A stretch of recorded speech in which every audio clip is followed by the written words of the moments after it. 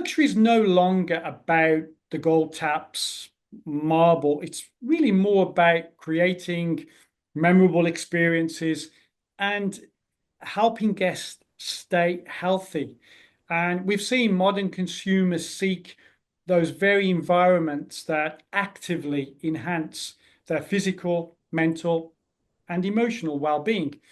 We've seen in this year's Wellness Real Estate report that majors leading the way in top line performance, showing the highest growth, actually remarkable 6% growth in RevPAR and 7% TrevPAR year on year growth. So there's no doubt there's a growing demand for wellness focused environments. Tell me your thoughts on what you're seeing in the branded residences space and how this is influencing the way that branded resis are designed and marketed today. Well, first and foremost, it's important to remember that, as in any key market, branded residences are demand-led.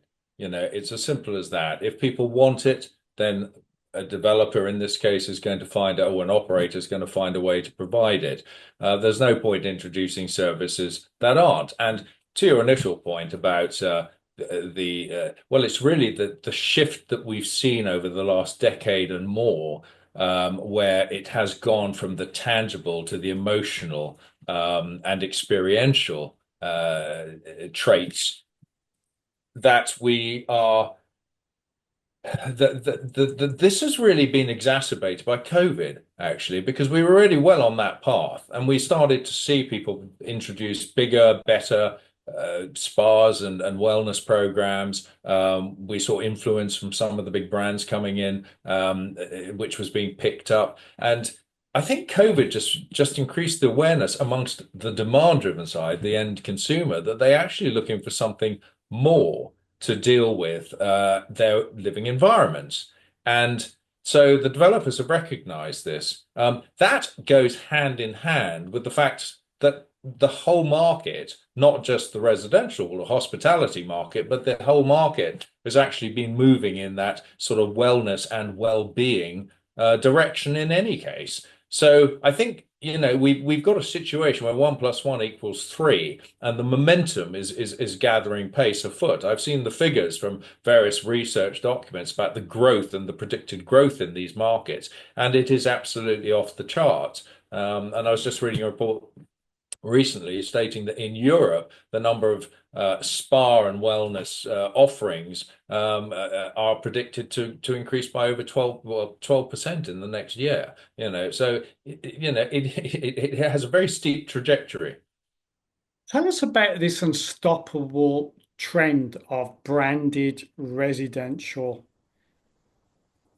development and the buyer's appetite for this particular product. What is what is driving this? Well, as I said, I think it's just it's actually a cultural shift that goes well beyond just the branded residential and hospitality realm. I think it touches virtually every point of our lives. A key factor in this is that now, people who are 55 or 60 years old, it's the new 40. They are extremely active and they're quite wealthy. And it is they who've really been saying, you know what, when I'm retired, I don't want to stop. I actually want to keep busy. I want to keep doing things. I want to keep having these experiences. So it's not limited to the younger kind of more active. And everyone thinks that when you retire, you sit down and get your pipe and slippers out. It's not like that. And and and so, and many different aspects have really come together, and the stars are aligning to push the market in this direction.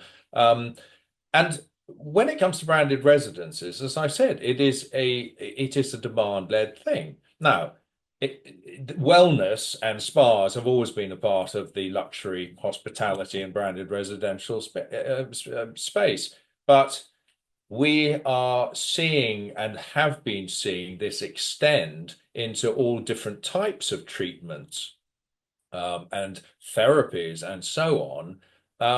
And now, of course, everyone's talking about longevity and basically, I think where it's heading is towards creating an ecosystem that really just seamlessly integrates with the luxury lifestyle, or that indeed not even necessarily luxury in due time, but basically makes it very easy for somebody just to seamlessly integrate healthy living within their lifestyles and with their environments.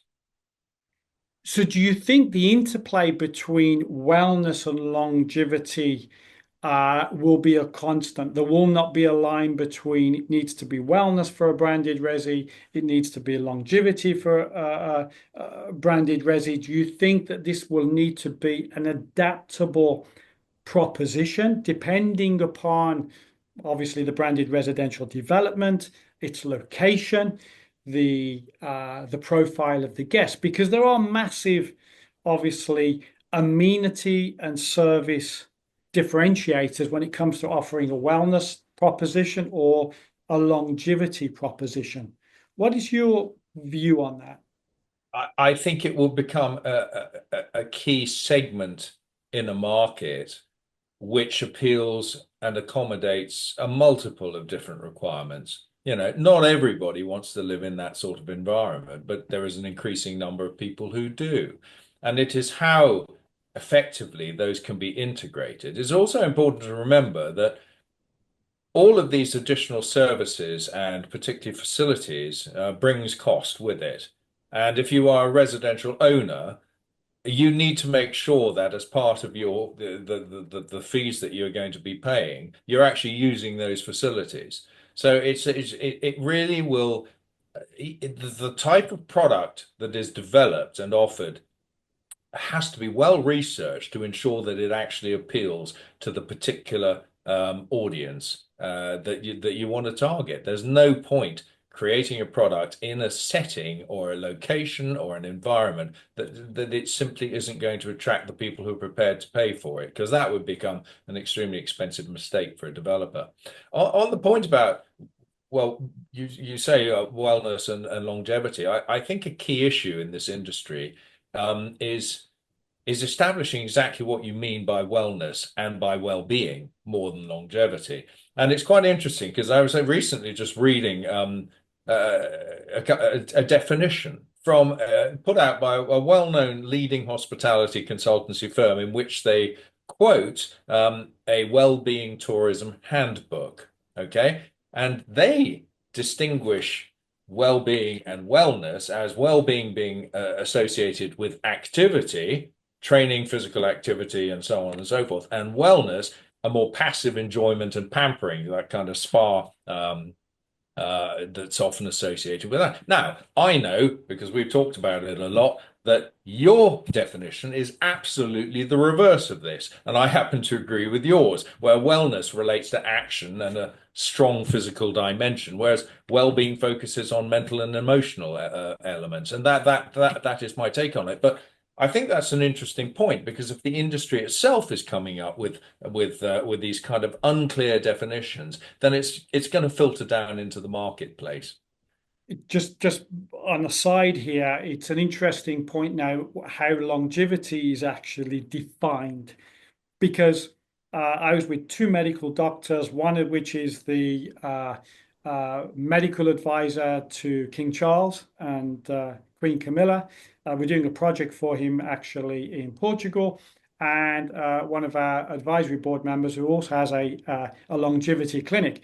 And we was just very talking about longevity, but then longevity breaks into medical longevity, and then you've got the softer form of longevity, because in essence, longevity could be simply just addressing somebody's sleeping habits. Absolutely.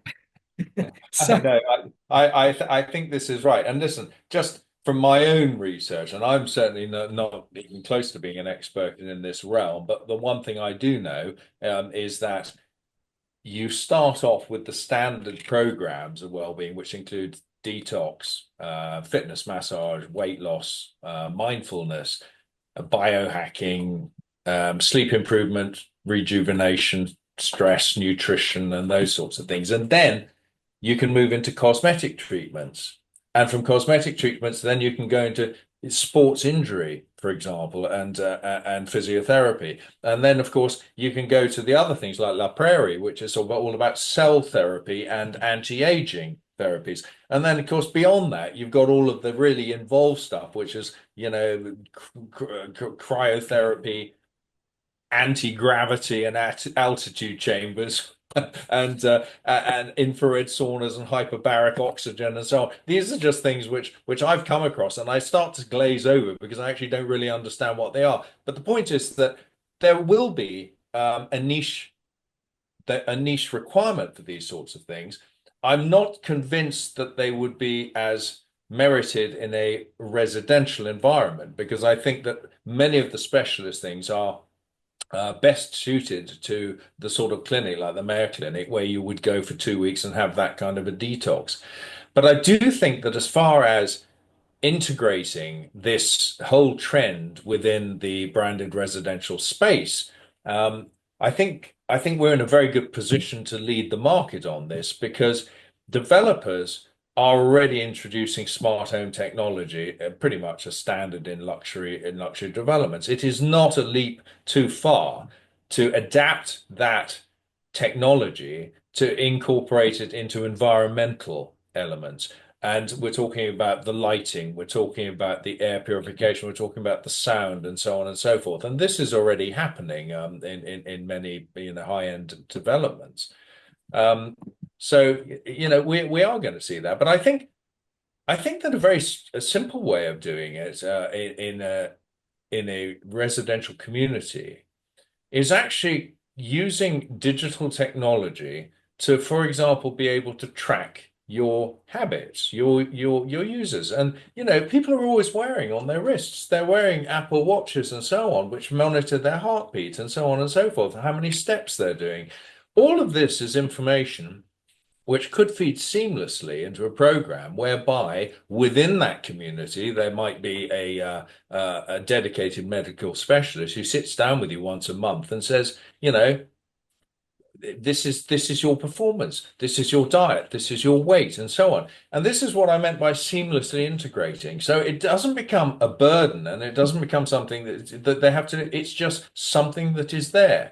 And Mhm. I suspect that lifestyle slightly more than the sort of the physical fitness element, which will appeal to sort of slightly younger people. But, I think that for the 50 plus, that kind of preventative, predictive tools, which are therefore designed to anticipate and protect you against what might happen, hence longevity in the future, will become increasingly part of day-to-day life. And there's no reason why it can't. The technology already exists. It's just a question of how it is applied, and indeed then having developers who are looking to integrate it.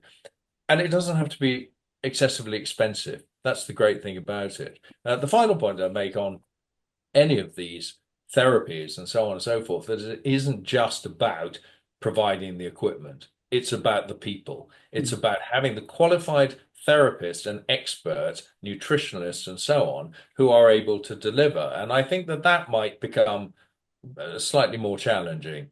So it's finding that balance that is going to appeal to the wider audiences of people who seek the luxury and they enjoy their comforts and they like all of the standard amenities that we have today, but are also looking to have that bolt-on benefit of actually, what, I can just plug and play through my and I have access to an ongoing health monitoring system, which basically will tell me how I'm doing.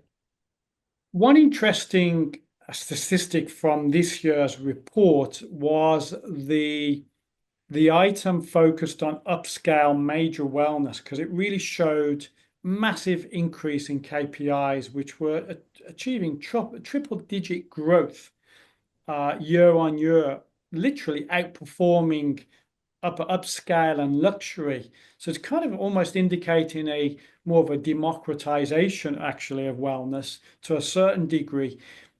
Do you see that also having an impact on branded residencies? within a lower classification, if you will, because when we talk about branded resi, all the focus typically is focused towards, luxury, uber luxury. What are your thoughts there? No, well, my thoughts have been clear for a number of years. In my reports, I've been writing about and predicted. I think most of the last decade, my reports have talked about the emergence of lower tiered, lower star rated developments, and indeed, this is now what is happening.